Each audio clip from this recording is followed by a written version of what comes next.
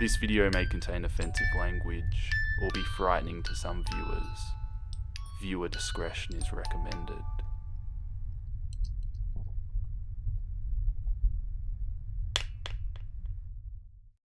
I've been a lurker here for quite a while and have decided to share one of my stories. I'm originally from a state where it's predominantly hot year-round, and I'm not a big fan of warm weather. So, when winter comes, I like to have my windows open and spend as much time as I can outside. The temperature averages around the 50s, but that's beside the point. It was one of those chilly winter nights. I was about 10 years old, and the only people home were my two nannies and me. They were at the other side of the house watching TV while I was in my room. It was getting late and was likely around 10 PM, so I decided to take a shower and hop into bed. Everything's fine. I hop out of the shower and get ready for bed. At this point, I should quickly go over the layout of my room. It's rectangular and has two windows facing the front door entrance to my house. From my windows, you can see a walkway to the front door, and the path is sort of gated in brick. Basically, you'd have to enter the driveway, turn left, and walk down a path that leads to my front door. My bed faces one of those windows, and I can see all the way down the path. Both windows have a mesh screen. This is where things get scary. Like I mentioned earlier, I had the window facing my bed open to let cold air in. My room was well lit, so it's hard to see anything through the window. However, as soon as I turned off the light, I see the figure of a man with his face pressed upon the screen. In that moment, I feel his piercing gaze. He's motionless and smiling. He had facial hair that looked as if his whole face was covered in fur, and the hair on his head was the same length. I briefly thought I was imagining this and was seeing something that wasn't there because of all the foliage outside my window. I had taken a couple of quick steps towards the window to get a better look before I confirmed what I saw was real. This all happened in a matter of 10 seconds. I bolted out of the room and towards the room my nannies were in. The hallways in my house are narrow and long, and large windows face the entrance. I didn't dare look out. I reach the room my nannies are in and tell them what happened, and they just laugh. To be quite honest, it was a boy who cried wolf situation. I was always a prankster and a bit imaginative, so it was hard to take me seriously when I was younger. I had to beg them to check with me, and from what I can remember, they took it seriously. We get to my room, and no one's there. My window screen is left untouched, and the man is gone. I don't think they were totally convinced, and neither were my parents. I couldn't sleep in my room for days because of the incident, and nothing was ever done about it. My house didn't even have an alarm system, so there was nothing stopping this person from coming back.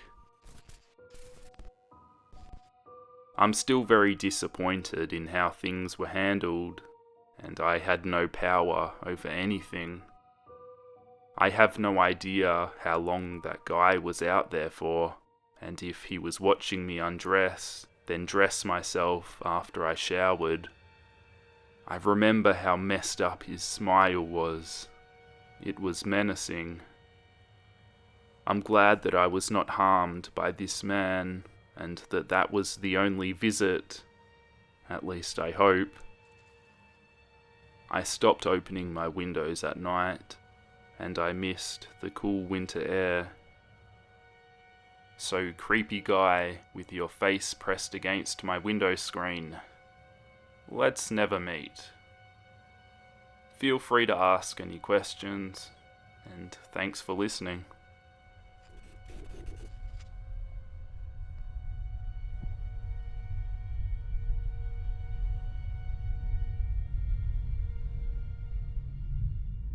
Before I get into my story, here are some key points to keep in mind.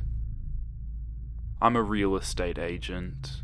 Also, for privacy, I've changed the names of my clients. This is one of the few haunting things I've experienced, and I still get chills thinking about it to this day. My clients, Jim and Pam, had been looking for a home to buy for a while. We'd seen a few houses that were in their price range, but didn't have the features they wanted. So when a home matching their requirements and price point popped up on the market, we were all more than motivated to give it a look and hopefully make an offer. We scheduled a showing for 7 p.m. that evening.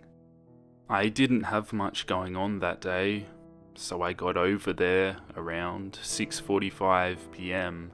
and since I still had 15 minutes before the buyers would get there, I decided to do a look around the house and also turn on the lights, as it was getting dark and turning on the lights for showings is always a good idea.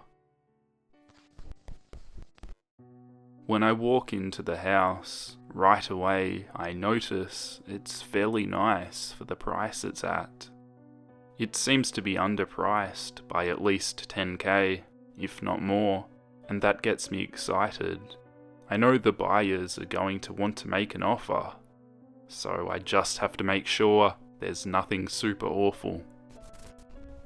As I make my way through the rooms, turning on the lights, I come upon an intercom in a hallway next to the kitchen. I press it and talk through it to hear that the other receiver is directly below me in the basement. Very cool, as I've only seen intercoms in movies. Then I walk through the door frame into the kitchen. The counters and cupboards look nice but cheap. And then I notice the refrigerator is open. Must have bad suction or someone left it open, I think to myself, and go over and shut it. I give it a little tug, but it seems sealed pretty well, so I figure someone from a previous showing left it open. Even though the refrigerator has nothing in it, it's still a little rude of the last agent not to do a once over and shut it. As I mull this over, the intercom buzzes and static comes through. I slowly walk into the hallway as it continues, and a few steps away, it cuts out. Must have electric shortages or something downstairs. I hadn't gone downstairs yet, so I figure I might as well go turn on the light and check to see what's going on with the intercom. The basement doesn't have a switch, just a pull string attached to a light in the middle of the room. The light from outside is coming in through the small windows, just enough so that I can see where I'm going, but not much more. Before I can pull the light's string, I hear the intercom buzz back on, but this time it's static through the basement receiver, so the interference is coming from upstairs now. I'm not really sure what's going on at this point. I turn on the light and run up the stairs. Again, the intercom stops as soon as I get close, but something in the kitchen catches my eye. I walk into the kitchen to find that every cupboard and refrigerator, again, is wide open. My heart sinks, and the hairs on the back of my neck stand up. At this point, the scare was over, but the clients called to let me know they had just arrived, 6:55-ish. This happened very quickly. I hurriedly slammed everything shut and tried to act normal for a bit. When I opened the door, Jim asked if I was feeling alright. I assume I was slightly pale. Look like you've just seen a ghost type of appearance. We quickly walked through the house. Nothing opened this time. And afterwards, when I asked how they felt about the house, they both agree that something felt off and dark about the house. I told them I sensed that too, but didn't go into detail.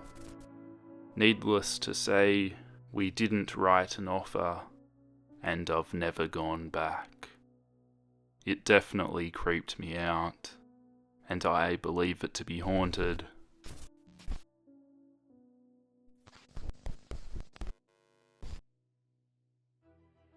I've got t-shirts available of this design, so if you guys want to check it out, I'll leave a link in the video description and maybe an annotation so you can click on that and have a look.